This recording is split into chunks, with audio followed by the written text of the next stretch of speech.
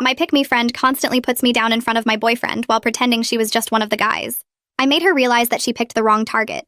She'd show up to our dates uninvited, saying Nathan had texted her to join because he needed a break from couple intensity and preferred hanging with someone chill. She'd sit between us at movies and lean on Nathan's shoulder while saying she wasn't like other girls who got jealous about physical contact between friends. She'd order beer and wings when I ordered salad, then loudly announce that she loved how she could eat real food instead of pretending to like rabbit food for male attention, even though I genuinely preferred salad. When Nathan complimented my dress, Zoe would say she could never wear something so high maintenance and preferred clothes she could actually move in while doing an unnecessary cartwheel in her shorts. She'd interrupt our conversations to challenge Nathan to video game competitions, then gloat that she was the only girl who could beat him, while I didn't even know how to hold a controller properly. She constantly told Nathan how lucky he was to have a female friend who didn't get emotional about everything and could take jokes without crying like his girlfriend did whenever he was mean. I'd never cried in front of Nathan, but Zoe created this narrative that I was oversensitive while she was the cool girl who understood men. At Nathan's birthday party, Zoe gave him concert tickets for just the two of them, saying girlfriends never appreciated good music anyway, and she knew I'd just complain about the noise. She announced to everyone that she'd gotten Nathan the perfect gift because she actually paid attention to his interests, unlike some people who just bought generic cologne. She spent the entire party sitting on Nathan's lap claiming all the chairs were taken, even though there were empty seats everywhere. When I tried to give Nathan his actual gift, Zoe grabbed it first and opened it herself, declaring the watch I'd saved for was nice but boring compared to an actual experience with someone fun. She then challenged all the guys to shots and made fun of me for only drinking wine like a typical basic girl who couldn't handle real alcohol. When I confronted Zoe about her behavior, she said I was being exactly the kind of dramatic girlfriend that made guys prefer hanging with girls like her who kept things simple. She said Nathan clearly enjoyed having a female friend who didn't make everything about romance and jealousy. She actually said she felt sorry for Nathan being stuck with someone so insecure that I couldn't handle him having a cool female friend. She said guys like Nathan needed breaks from clingy girlfriends, and she was providing a service by being his escape from relationship drama. That's when I decided to show Zoe exactly who she was dealing with. I started by befriending her crush Alex, who she'd been trying to impress for months with her pick-me behavior. I invited Alex to group hangouts and acted like the ultimate cool girl around him, but better than Zoe. I'd laugh at his dumb jokes louder than her, drink more shots than her, and beat his high scores in games she couldn't even play. I'd casually mention how some girls tried so hard to be one of the guys that it became desperate and embarrassing while looking directly at Zoe. Alex started following me around asking why all girls couldn't be as chill as me. Next, I organized a girls' night and invited everyone except Zoe, then posted about how amazing it was to have female friends who supported each other instead of competing for male attention. When Zoe saw the posts, she texted asking why she wasn't invited, and I replied that it was for girls who actually liked being girls, not pick-me's who thought femininity was weakness. All our mutual friends started recognizing Zoe's behavior and calling her out for constantly putting other women down to seem special. The real satisfaction came when I threw a party and specifically told everyone it was a couples and singles event, where people should bring their boyfriends or come alone ready to mingle. Zoe showed up expecting to hang all over Nathan, but I'd already warned him about her game. I watched Zoe's face change when Nathan put his arm around me and said we needed to leave soon for our early morning plans. Her smile got tight around the edges, and she tried to act normal by suggesting the three of us should grab breakfast together tomorrow. Nathan told her we already had plans without even glancing at me for permission, and I felt something shift in my chest because he was finally setting boundaries without me having to ask. Zoe's eyes darted between us, and she laughed too loud while saying she was just trying to be friendly, but nobody was buying it anymore.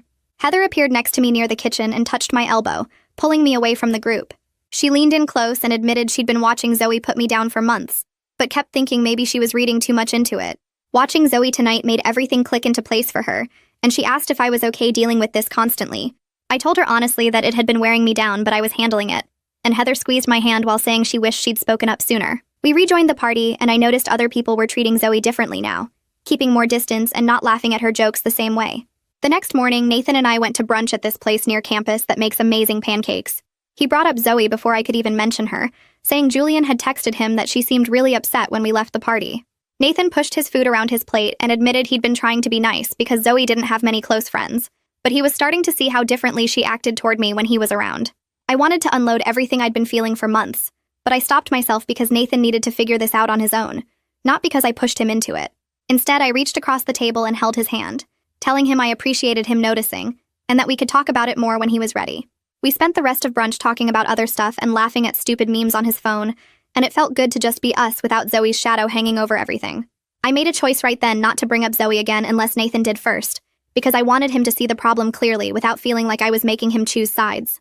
3 days passed, and my phone buzzed with a text from Zoe asking if I was mad at her. She said things felt weird between us, and she didn't understand why there was tension.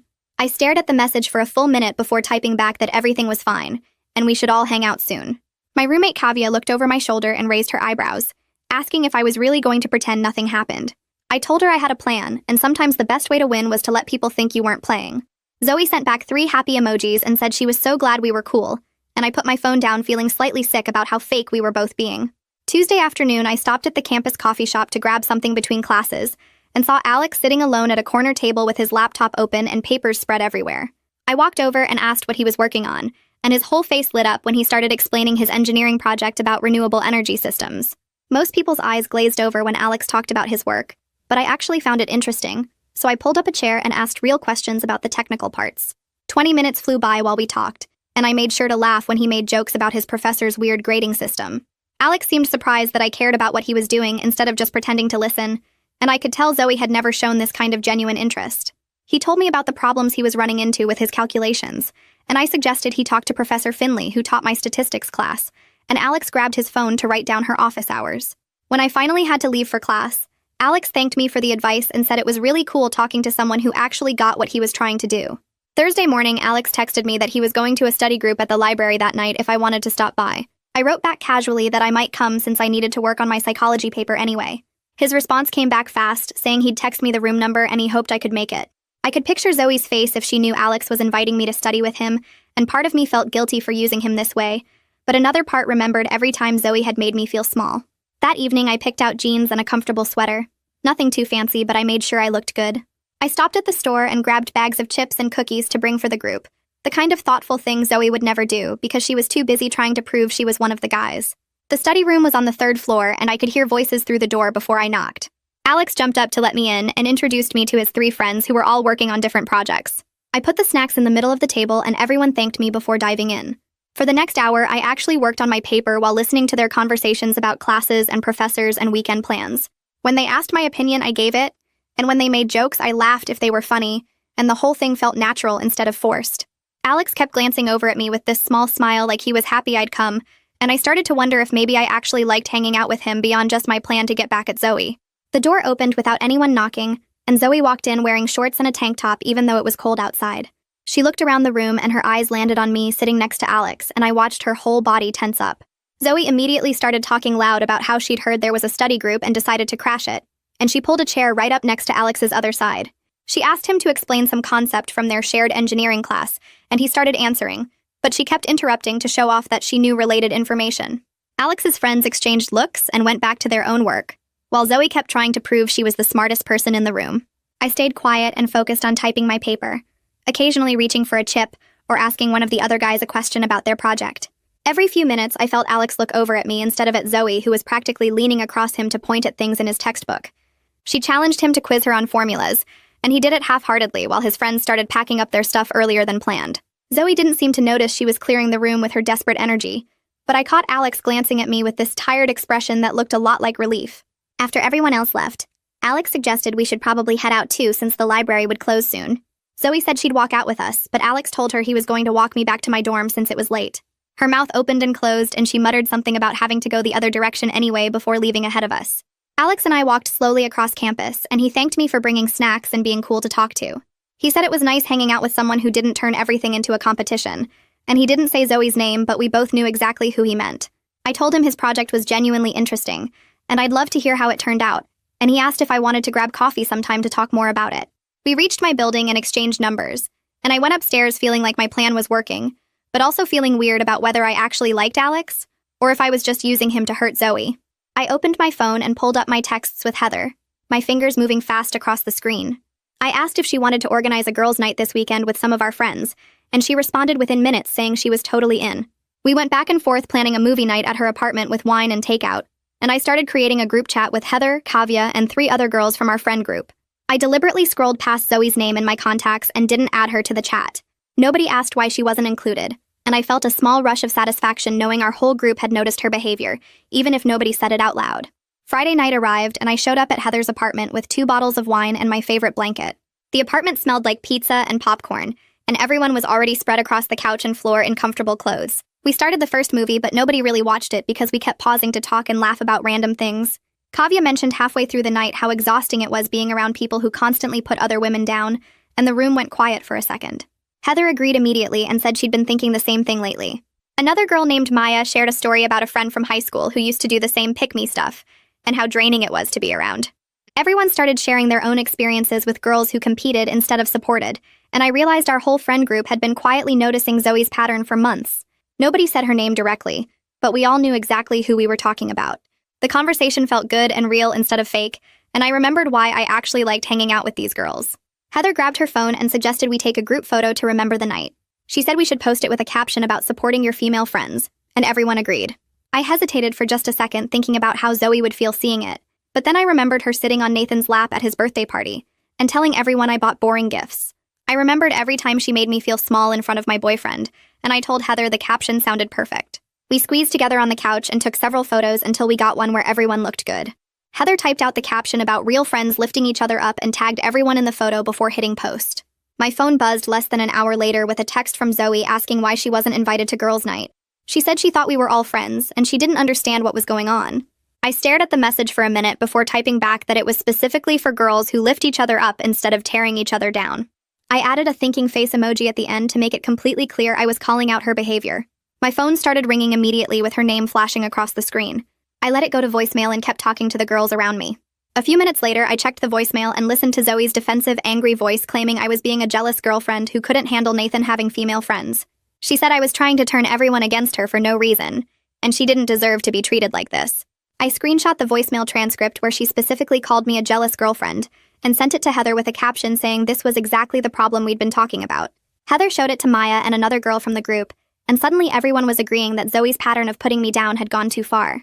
The consensus formed quickly once people felt permission to acknowledge what they'd been noticing. Nathan texted me during our date night 2 days later asking about the social media post he'd seen.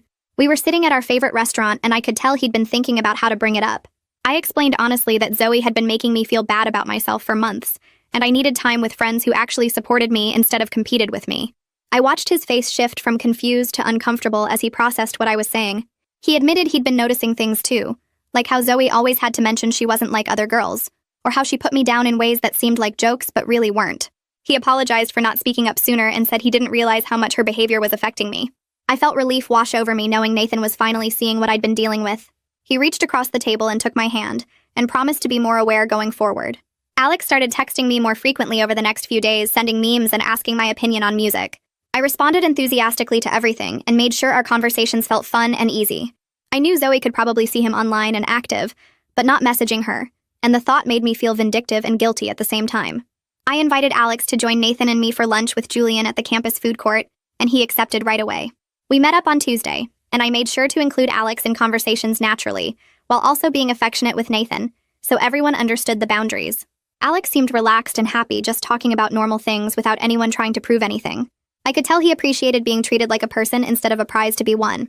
Julian mentioned later when Alex went to get napkins that Alex had told him I was really cool, and asked if Nathan minded him hanging out with us. Nathan apparently said he was glad I was making friends with his friends, and the comment made me feel weird. Part of me felt good that my plan was working, but another part felt guilty about my actual motivations for befriending Alex in the first place. I tried to shake off the weird feeling by focusing on the rest of lunch with Alex. He talked about his engineering project, and I asked questions that showed I actually cared about the answers. Nathan kept his hand on my knee under the table, and I could tell he noticed how different this felt from when Zoe forced herself into our conversations. Alex mentioned he had to head to his afternoon lab and thanked us for inviting him to join. Nathan walked him partway to the engineering building while I stayed behind to throw away our trash. Julian caught up with me at the trash cans and pulled me aside near the bike racks. He said Alex had texted him earlier asking if Nathan was cool with him hanging out with us more. Julian showed me the message on his phone where Alex said I was really cool and easy to talk to, unlike some people who made everything weird. Nathan apparently told Alex he was glad I was making friends with his friends and thought it was good for the group dynamic. Julian looked at me with this knowing expression and asked if I was actually trying to be friends with Alex, or if something else was going on. I felt my face get hot and told him I genuinely liked talking to Alex, but I also wouldn't mind if Zoe noticed he preferred spending time with people who treated him like a person. Julian nodded slowly and said he got it, but warned me to be careful because using people as revenge tools usually backfired on everyone involved. I appreciated his honesty even though it made me feel guilty about my motivations. 2 days passed before Zoe made her move.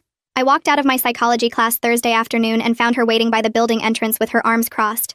She stepped directly into my path and asked why I was suddenly all over Alex. Her voice was loud enough that other students glanced over as they walked past. I kept my expression calm and told her I was just being friendly since Alex was part of our group. She moved closer and said I knew exactly what I was doing, and she wanted to know why I was trying to steal someone she'd been interested in for months. I pointed out that being interested in someone didn't give her ownership of them, and if she had a problem with Alex having other friends, maybe she should think about why she felt so threatened. Her face went red and she said this wasn't about feeling threatened. It was about me being manipulative and using Alex to get back at her. I felt my heart racing, but kept my voice steady as I told her it was interesting she recognized manipulative behavior when someone else did it. She demanded to know what that meant, and I said constantly putting me down to seem cool to Nathan was pretty manipulative too. Her mouth opened and closed like she wanted to argue but couldn't find the words. I watched her face shift from angry to defensive as she realized I wasn't backing down this time. She recovered quickly and accused me of being a hypocrite who was now doing the exact same thing to her. I told her there was a difference between befriending someone genuinely and using someone as a prop to make yourself look better. She said I was lying to myself if I thought my sudden interest in Alex was genuine, and everyone could see through it. Her voice kept getting louder, and I noticed more students stopping to watch our argument. A few people had their phones out, and I realized this was becoming a public scene. She pointed her finger at my chest and said I was trying to steal Alex away from her even though they were never together. I stepped back from her finger and said that was exactly my point about not owning people. She called me a fake friend who pretended to be nice while secretly being jealous and insecure. I felt anger rise in my throat and told her I'd been nothing but nice to her for months while she made me feel bad about myself in my own relationship. She laughed this bitter sound and said if I felt bad, it was because I knew deep down Nathan preferred hanging out with her. That crossed a line, and I told her Nathan had been noticing her behavior too, and he was starting to see how she treated me when she thought she could get away with it. Her face went pale and then bright red again as she realized Nathan might actually be aware of what she'd been doing. The small crowd of watching students had grown bigger, and people were definitely recording now. Zoe looked around and seemed to notice everyone staring for the first time. She called me a manipulative liar one more time and then stormed off toward the parking lot. I stood there trying to catch my breath while my hands shook from the adrenaline. 2 girls from my psychology class approached me once Zoe was gone. The taller one with curly hair said she'd been in situations with pick-me girls before, and she was glad I stood up for myself. The other girl agreed and mentioned she'd noticed Zoe's behavior at a party last semester, where Zoe spent the whole night putting down other girls while trying to impress guys. They both said they respected me for calling it out instead of just taking it. I thanked them, but felt this weird mix of satisfaction and nausea about what just happened. Part of me felt good about finally confronting Zoe directly, but another part felt sick about doing it so publicly, where everyone could watch and judge. I walked back to my dorm in a daze and found Kavya studying at her desk. She took one look at my face and asked what happened. I told her about the confrontation with Zoe outside my class, and how it turned into this public argument with people recording. Kavya closed her laptop and gave me a hug without saying anything for a minute. Then she pulled back and said she was proud of me for setting boundaries and not letting Zoe walk all over me anymore. But she also asked if I was okay with how intense things were getting between us. I admitted I felt vindicated but also kind of gross about the whole thing becoming such a public spectacle. Kavya said that made sense and it showed I wasn't just being cruel for fun. She pointed out that standing up for yourself and enjoying someone else's humiliation were 2 different things. I sat on my bed and tried to process everything while Kavya made us both tea. She asked if I thought this would make things better or worse with Zoe, and I honestly didn't know. Part of me hoped Zoe would finally back off, but another part worried she'd just get more aggressive. My phone rang around 7 that evening and Nathan's name flashed on the screen. I answered and he immediately asked if I was okay because Zoe had texted him claiming I attacked her unprovoked on campus. He said he knew that wasn't true based on everything he'd seen lately, but he wanted to hear my version. I explained the whole confrontation, including how Zoe cornered me after class and escalated things with her accusations. Nathan listened quietly and then said he believed me completely. But he also said he was worried about me getting caught up in drama that might not be worth my energy. I felt frustration rise because it sounded like he was still somewhat defending Zoe by suggesting I should just ignore her. I told him ignoring her hadn't worked for months while she made me feel bad in my own relationship. He was quiet for a second, and then apologized for making it sound like this was my fault. He said he just didn't want me to waste emotional energy on someone who clearly wasn't worth it. I appreciated his concern but explained that setting boundaries wasn't wasting energy. It was protecting myself. He agreed and said he'd talk to Zoe about backing off completely. I was still on the phone with Nathan when he got another call and said it was Julian. He asked if he could call me back in a few minutes. I said sure and hung up feeling anxious about what Julian might be saying. Nathan called back 20 minutes later and his whole tone had changed. He said Julian told him Zoe had been inappropriate for a while, and most of their friend group had noticed, but nobody wanted to cause drama by bringing it up. Julian apparently mentioned that Zoe made similar comments about his girlfriend last year before they broke up. Julian's girlfriend had complained about Zoe constantly putting her down and making her feel unwelcome in the friend group. Julian admitted he hadn't taken it seriously enough at the time and felt bad about that now. Nathan sounded genuinely shocked as he told me this because he'd had no idea Zoe had done this before. He apologized again for not seeing the pattern sooner and said he should have listened when I first tried to tell him how Zoe's behavior was affecting me. I felt relief wash over me knowing Nathan finally understood this wasn't just me being dramatic or jealous. He said he was going to have a serious conversation with Zoe about respecting boundaries, and if she couldn't do that, she wouldn't be welcome around us anymore. The next few days showed a clear shift in our friend group dynamics. Heather organized a movie night at her apartment for that weekend, and I watched the group chat carefully. 3 different people asked if Zoe would be there before they committed to coming. Heather handled it smoothly by saying it was just going to be a small group of close friends, and left it at that. Nobody explicitly said they didn't want Zoe there, but the implication was obvious. Maya texted me privately and said she'd been feeling uncomfortable around Zoe for months, but thought she was being too sensitive. She said watching me stand up to Zoe gave her permission to acknowledge what she'd been noticing. Another girl from the group sent a similar message saying she appreciated me calling out behavior that made everyone uncomfortable. I started to see how Zoe's actions had affected more people than just me, but nobody felt comfortable addressing it until someone else went first.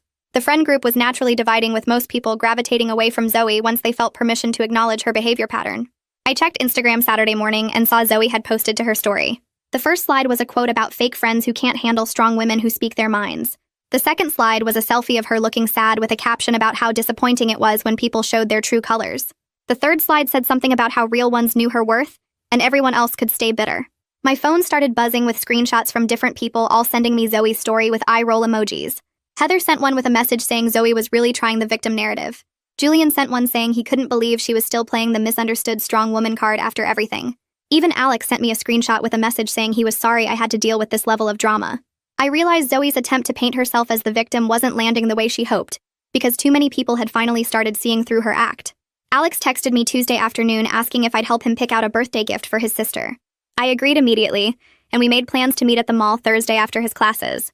Part of me felt guilty knowing I'd originally befriended him just to get back at Zoe, but another part of me was curious to see if we actually got along without all the competitive tension. Thursday came and Alex met me at the main entrance wearing a hoodie and jeans, looking genuinely stressed about the gift situation. He explained his sister was turning 16, and he had no idea what teenage girls liked anymore. We wandered through stores together, and I found myself actually enjoying the conversation as he told me about his sister's interests in art and photography. I suggested a nice camera bag from the photography store, and his whole face lit up saying that was perfect.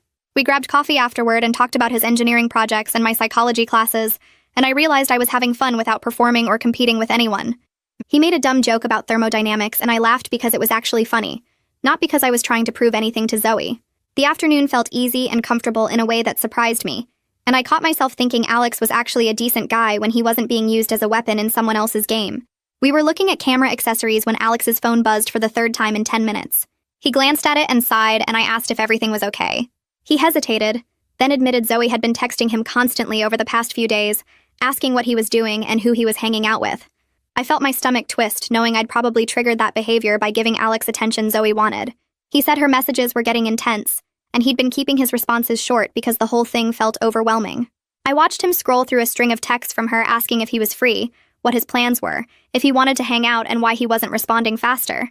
He looked genuinely uncomfortable as he explained he liked Zoe as a friend, but her constant need for attention was exhausting.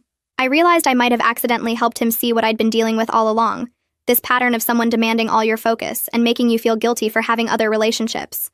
He said he'd started noticing how Zoe always had to be the center of attention and put other people down to make herself seem better. I felt complicated about the whole thing because I'd set out to make Zoe jealous, but ended up actually connecting with Alex and maybe helping him recognize behavior he deserved better than. That weekend, Nathan came over and we started planning the couples and singles party we'd been talking about. He suggested we host it at Julian's house since Julian had way more space and a better setup for parties. I loved the idea and immediately started working on the invitation wording. We decided to make it crystal clear what kind of event this was, so I wrote that people should bring their partner if they had one, or come ready to mingle if they were single. Nathan helped me create the event page and we made it public, so everyone in our friend group could see it. I made sure the privacy settings were open enough that Zoe would definitely come across it in her feed. We picked a date 2 weeks out and started inviting people through the event page. The responses started coming in fast, with couples confirming and single friends asking if they should bring anything. I watched the event page notifications and waited to see if Zoe would notice. Sure enough, within a few hours, she commented on the event asking if she should bring anyone or come solo. I took my time crafting my response to sound friendly and casual. I wrote back publicly that she should come however she felt comfortable, and there would be plenty of people to hang out with. My tone was perfectly pleasant, but I knew exactly what I was doing, setting up a situation where Zoe would show up expecting to monopolize Nathan's attention, only to find clear couple boundaries she couldn't cross. Nathan read my response and squeezed my hand, and I could tell we were both thinking the same thing about how this party would finally force a confrontation that had been building for months. A few days before the party, Nathan and I sat down in my dorm room for a serious conversation about boundaries. I needed to know he was actually on the same page about handling Zoe at the party. He promised he would make it completely clear through his actions that we were a couple, and he wasn't interested in Zoe's games anymore. I told him I needed him to be physically affectionate with me at the party, not in an excessive way, but enough that Zoe couldn't pretend there was any ambiguity about our relationship. Nathan agreed and said he'd been thinking a lot about how he'd let Zoe's behavior slide for too long because he didn't want to cause drama. He admitted he should have shut down her invasive behavior months ago instead of hoping she'd figure it out on her own. We talked through specific scenarios that might come up, like Zoe trying to sit between us or suggesting Nathan go somewhere alone with her. He promised he'd redirect every time and make our couple status obvious. I felt way more secure knowing we had an actual plan, and Nathan understood what I needed from him. He pulled me close and said he was sorry for not seeing how much Zoe's behavior had been hurting me. I believed him and felt like we were finally working as a team instead of me fighting this battle alone. The day before the party, Heather called me sounding concerned. She said Zoe had been telling people I was trying to publicly humiliate her, and that the whole party was designed to embarrass her in front of everyone. I felt my jaw tighten because Zoe was trying to play victim before anything had even happened. Heather asked if that was true, and I told her I was just hosting a normal party with clear boundaries about couples and singles. I said if Zoe felt humiliated by basic social boundaries, that was her issue to work through, not mine. Heather was quiet for a second, then said she understood, and she'd see me tomorrow. After we hung up, I sat on my bed feeling the weight of what I'd set in motion. Part of me knew I'd been hoping for exactly this kind of confrontation. A public moment where Zoe would have to face the consequences of her behavior. I'd told myself I just wanted her to stop interfering in my relationship, but I couldn't pretend I didn't also want her to feel small the way she'd made me feel small so many times. The guilt mixed with anticipation in my stomach, and I tried to push both feelings away by focusing on party preparations. Saturday morning, I headed to Julian's house early to help set up. He'd already moved furniture around to create better flow, and I started arranging drinks and snacks in the kitchen. Julian thanked me for helping organize everything and said his house needed a good party anyway. We worked together setting up music and lighting while chatting about random stuff. I was trying to stay busy, so I wouldn't spiral into anxiety about what might happen later. Kavya showed up around noon with bags of ice and more snacks. She gave me a long look and asked if I'd thought about what I actually wanted to accomplish tonight beyond just putting Zoe in her place. I stopped arranging cups and considered her question. I admitted I wasn't totally sure anymore because my feelings were complicated. Kavya sat down on Julian's couch and patted the spot next to her. She said gently that wanting Zoe to feel small and wanting her to stop interfering in my relationship might be two different goals. She asked which one I was actually pursuing tonight. I told Kavya honestly that both goals felt tangled together in my head, and I didn't know how to separate them. She nodded and said she got it, but suggested I should be clear with myself about my real intentions. I appreciated her trying to make me think deeper about this, but I also felt defensive because Zoe had earned whatever was coming. Kavya didn't push further, and we went back to setting up the party. People started arriving around 7, and the energy felt good right away. Couples came in holding hands and greeting everyone while single friends clustered together near the drinks looking relaxed and happy. Julian had his arm around some girl he'd been seeing, and they looked comfortable together. The music was at a perfect volume for conversation, and people were mingling naturally between the living room and kitchen. I stayed close to Nathan, greeting everyone as they arrived. Alex showed up looking nice in a button-down shirt, and immediately came over to say hi to Nathan and me. I introduced him to a few single friends, including this girl Maya, who I thought he might actually hit it off with. They started talking about photography, and I felt good about facilitating something genuine instead of just using Alex as a prop. Nathan kept his arm around my waist as we moved through the party, and I could feel myself starting to relax into the evening. The couples and singles dynamic was working exactly how I'd hoped, with everyone respecting the clear boundaries about who was available and who wasn't. Zoe walked in around 8 wearing a tight dress and heels that were way more dressed up than anyone else at the party. Her eyes immediately scanned the room, and I watched her locate Nathan standing with his arm around me talking to Julian. Her face did this thing where it got tight for just a second, before she forced a huge smile and started walking toward us. I felt Nathan's arm tighten slightly around my waist, and I knew he'd seen her too. My heart started beating faster as she got closer, and I reminded myself that Nathan and I had a plan. Zoe's smile looked painted on as she reached our group, and I prepared myself for whatever was about to happen next. She walked straight toward us, and I watched Nathan's arm stay firm around my waist.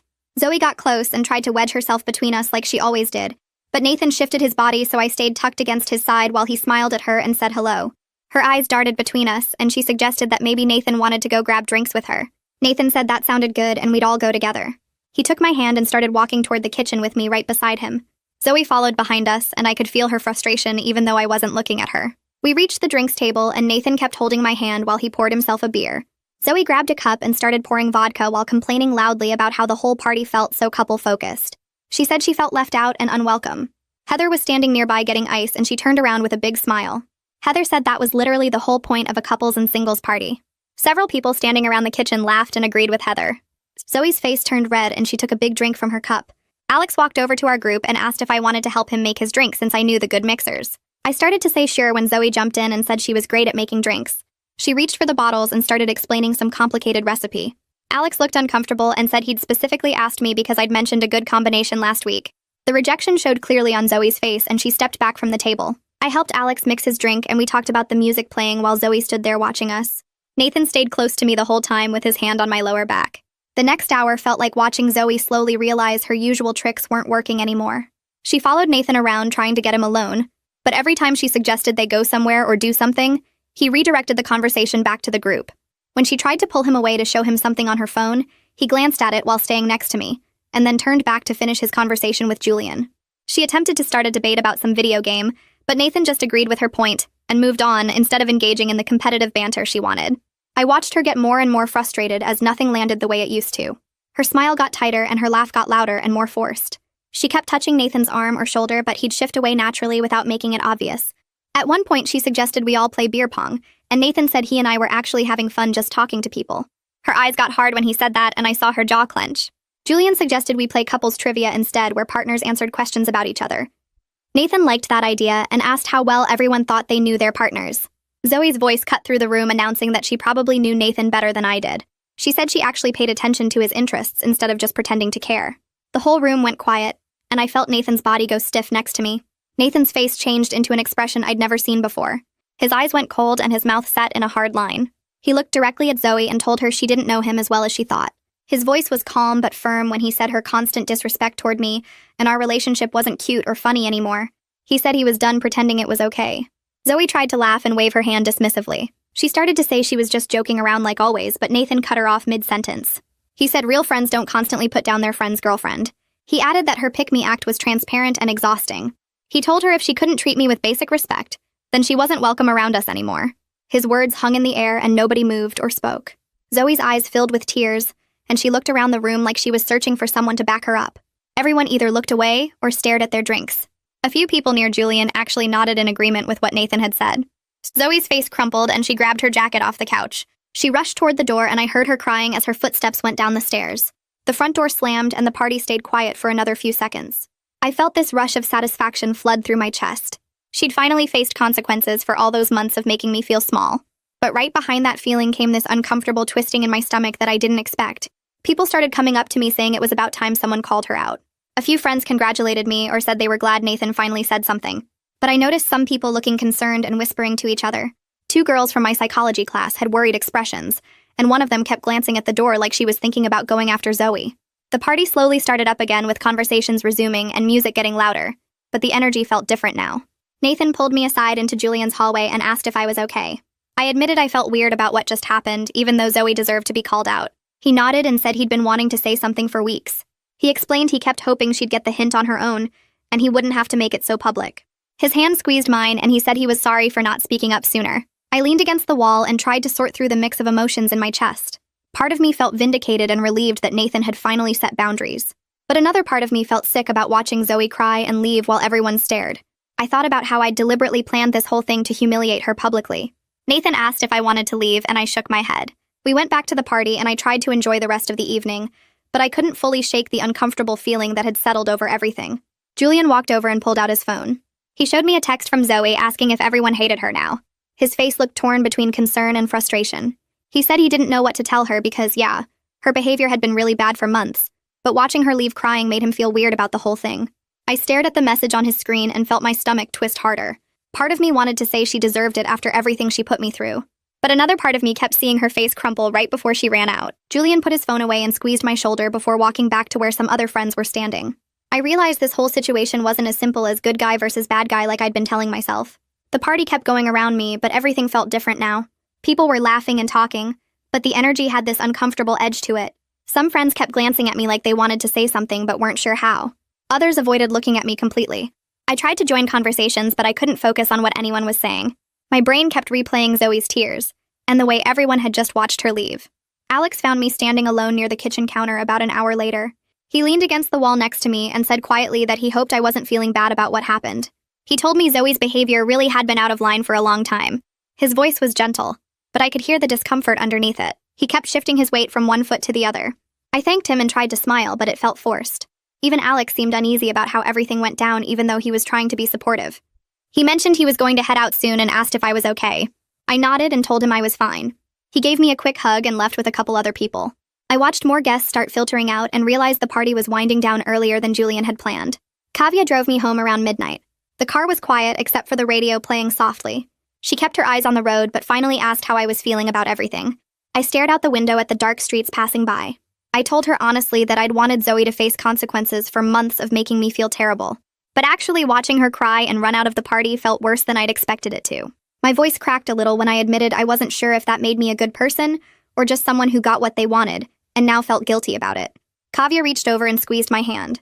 She said it was okay to have complicated feelings about it. She pulled up to my building and asked if I wanted her to come up. I shook my head and thanked her for the ride. I walked up to my apartment feeling exhausted in a way that had nothing to do with being tired. My phone woke me up the next morning with a series of text notifications. I grabbed it and scrolled through messages from at least 7 different people in our friend group. Some of them were completely supportive, telling me Zoe had needed that wake-up call for a long time. Heather sent a long message saying she was proud of me for finally standing up for myself. 2 other friends said similar things about how Zoe's pick-me act had been annoying everyone. But then I got to messages from 3 people suggesting the public call-out had been too harsh. One girl I knew from psychology class wrote that she understood my frustration, but thought I could have handled it privately instead of letting it blow up at a party. Another friend said he felt bad for Zoe even though her behavior was wrong. I set my phone down and stared at my ceiling. The mixed reactions made my stomach hurt all over again. Nathan came over that afternoon. We sat on my couch and he immediately brought up what happened at the party. His face was serious in a way I wasn't used to seeing. He apologized for letting things get to that point with Zoe. He admitted he should have set clear boundaries with her months ago instead of just hoping she'd stop on her own. He said he kept thinking if he was nice enough she'd realize her behavior was inappropriate without him having to make it awkward. His voice got quieter when he said he was sorry for letting the tension build until it exploded publicly like that. I leaned against him and felt some of the weight in my chest ease up a little. At least Nathan and I were on the same page now, even if everything else felt messy. I took a deep breath and confessed something I'd been holding back. I told Nathan I'd deliberately befriended Alex partly to make Zoe jealous. I explained how I'd excluded her from girls' night specifically because I wanted to hurt her feelings the way she'd hurt mine. Nathan was quiet for a long moment. He stared at his hands, and I could see him processing what I'd just admitted.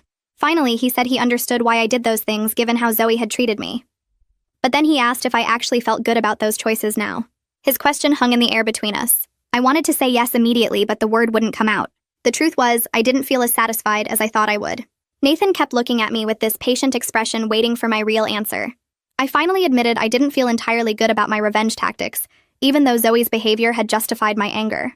Nathan nodded slowly and said something that hit me hard. He pointed out we could both acknowledge that Zoe was wrong in how she treated me and our relationship. But we also had to recognize that I'd let myself become manipulative in response. He said that was something I needed to think about seriously. His words stung because they were true. I'd been so focused on making Zoe pay that I hadn't really thought about what kind of person I was becoming in the process. We sat together quietly for a while, just holding hands. My phone buzzed with a text from Heather later that evening. She wrote that Zoe had messaged her with what seemed like a genuine apology. According to Heather, the message admitted Zoe had been feeling insecure and taking it out on other women instead of dealing with her own issues. Zoe apparently asked if there was any way to fix things with the friend group. Heather wanted to know how I felt about that possibility. I read the message 3 times trying to figure out my honest reaction. Part of me was still angry and wanted to tell Heather that Zoe didn't deserve another chance, but another part of me remembered what Nathan had said about both of us needing to be better. I typed out a response to Heather telling her I needed time to process everything that happened. I wrote that I was open to Zoe apologizing directly to me if she was genuinely ready to change her behavior and treat people with respect. Then I added something that was hard to admit. I told Heather I hadn't been perfect in how I handled things either. I acknowledged I'd been working on being better about addressing problems directly, instead of through social games and manipulation.